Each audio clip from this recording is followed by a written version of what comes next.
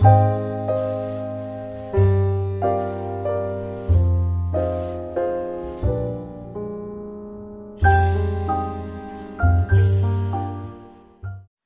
écoutant un tel texte, on se demande si Dieu ne serait pas ce père sadique dont parle Freud et qui a éloigné de la religion tant de gens. Mais creusons un peu, essayons de voir qu'est-ce qu'il y a derrière un pareil comportement de Dieu. Pourquoi est-ce que Dieu fait passer son peuple par 40 ans de désert? Pourquoi fait-il subir le soleil, la sécheresse, les scorpions, les serpents, que sais-je? Eh bien, je voudrais situer ça dans ce qu'on appelle dans les religions primitives ou dans les sociétés primitives les rites d'initiation. Un enfant qui termine son enfance et qui passe à la puberté, qui entre dans la puberté, doit subir des épreuves, ce qu'on appelle les rites d'initiation, qui pour le garçon consistent à vivre dans la forêt, tout seul, devant les bêtes fauves, sans nourriture, exposé au danger, à la chaleur, au froid, que sais-je. Pour la fille, ça se fait naturellement, parce que pour elle, la puberté représente une période d'épreuve. Et alors, l'homme n'accède, ou plutôt l'enfant n'accède à l'âge adulte qu'à travers un passage, les rites de passage, les rites d'initiation, qui n'existent plus aujourd'hui, c'est fini. L'enfant passe doucement, sans transition, à la puberté, à l'adolescence, à l'âge adulte.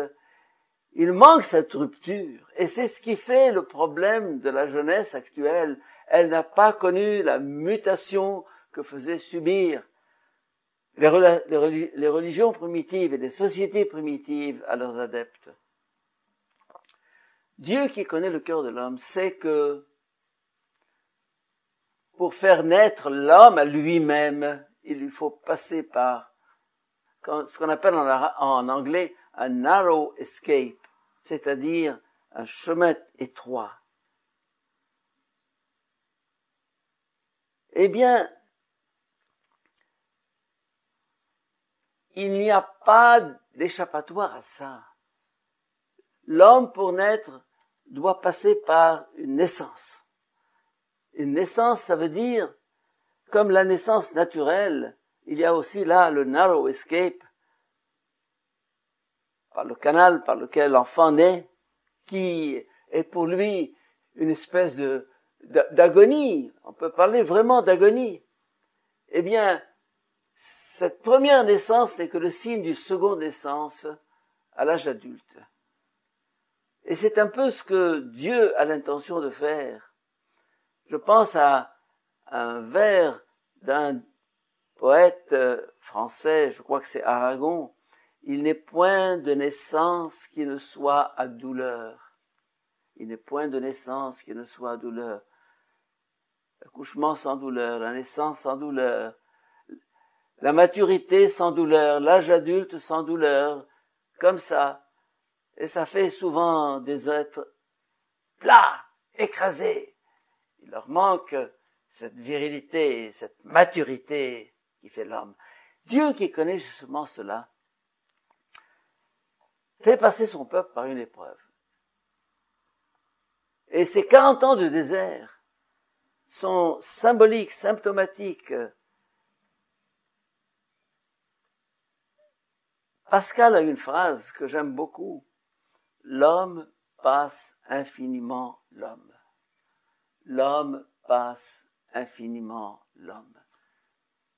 Ça veut dire que l'homme est un appel au dépassement. Un appel à la transcendance. Ceci évoque en moi une phrase de Nietzsche. L'homme est quelque chose qui doit être surmonté. Oh, que c'est beau ça.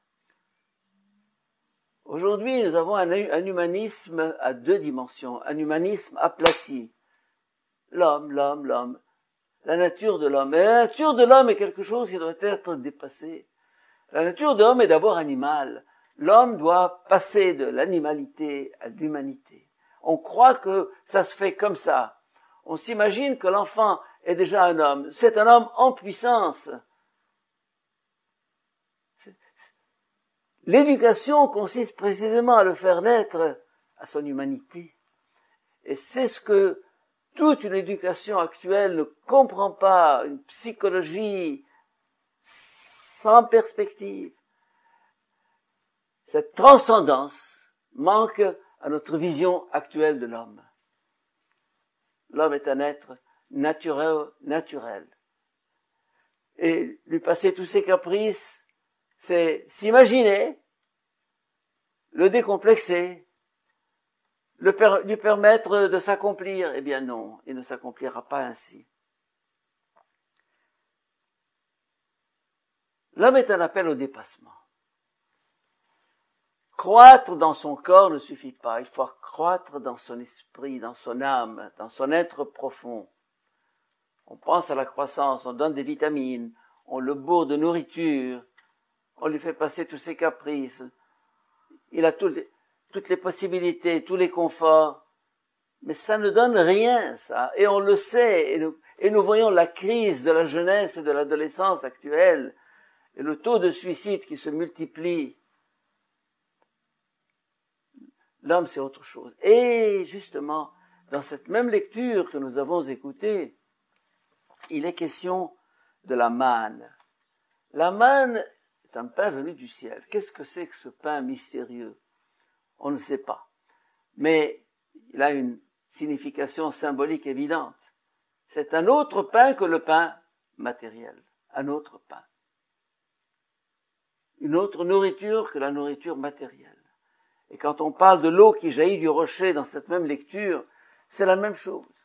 En d'autres termes, il y a les satisfactions physiques, sensuelles, matérielles, naturelles, au ras des pâquerettes, si je puis dire, et il y a autre chose.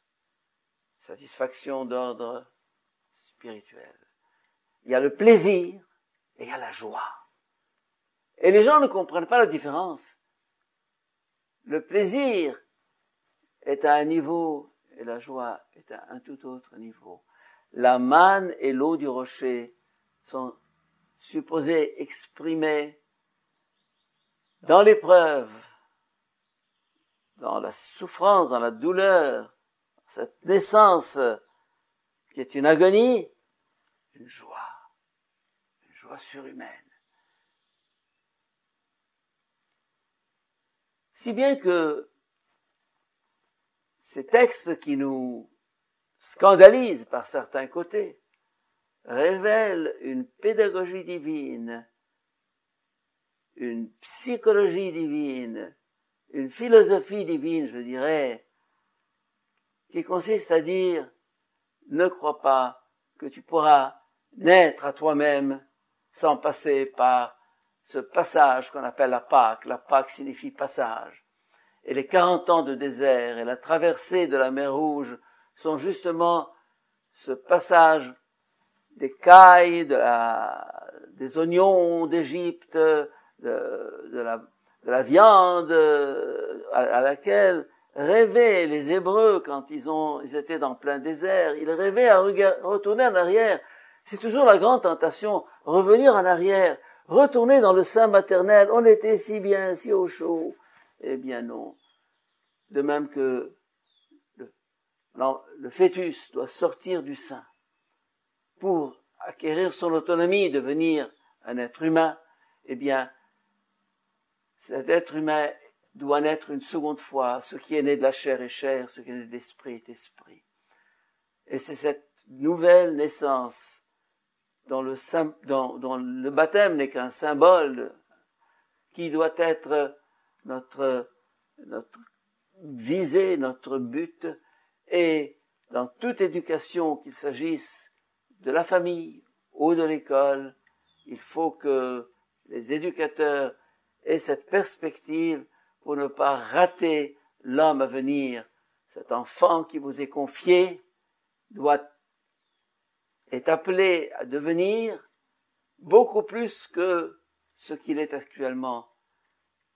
L'homme est long à naître, comme disait Saint-Exupéry, et c'est dans ce cheminement, cet itinéraire, qu'il pourra accéder à sa véritable humanité, qui est une humanité de transcendance.